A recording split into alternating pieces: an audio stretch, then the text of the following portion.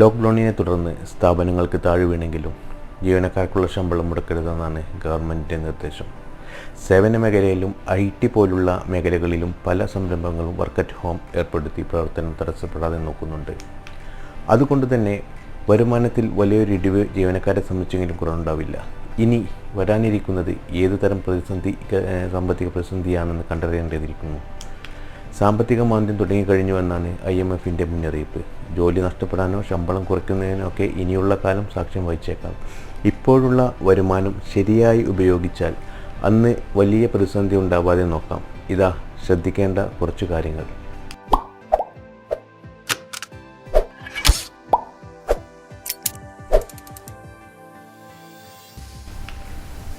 അത്യാവശ്യത്തിനുള്ള പണം മാറ്റിവെക്കുക.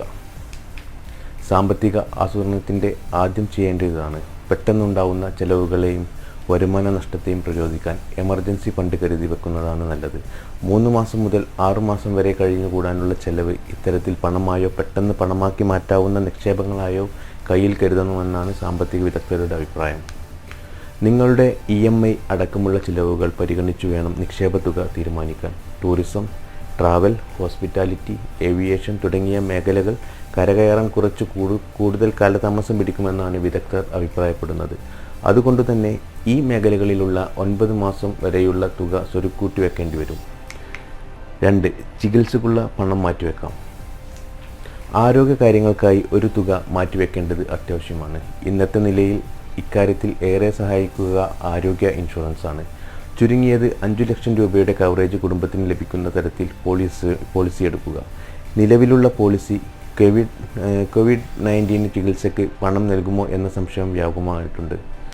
എന്നാൽ ആശുപത്രിയിൽ അഡ്മിറ്റ് ആവുകയാണെങ്കിൽ തുക നൽകിയിരിക്കണമെന്ന് insurance regulatory and development authority നിർദ്ദേശിച്ചിട്ടുണ്ട്. പുതിയതായി പോളിസി എടുക്കാനാണ് ഉദ്ദേശമെങ്കിൽ മനസ്സിൽ വെക്കേണ്ട കാര്യം, പല പോളിസികളിലും ഇനീഷ്യൽ ഡ്രൈ പീരീഡിൽ ചികിത്സയ്ക്ക് ആനുകൂല്യം ലഭ്യമാവില്ല. 3. അനുയോജ്യമായ മ്യൂച്വൽ ഫണ്ട്.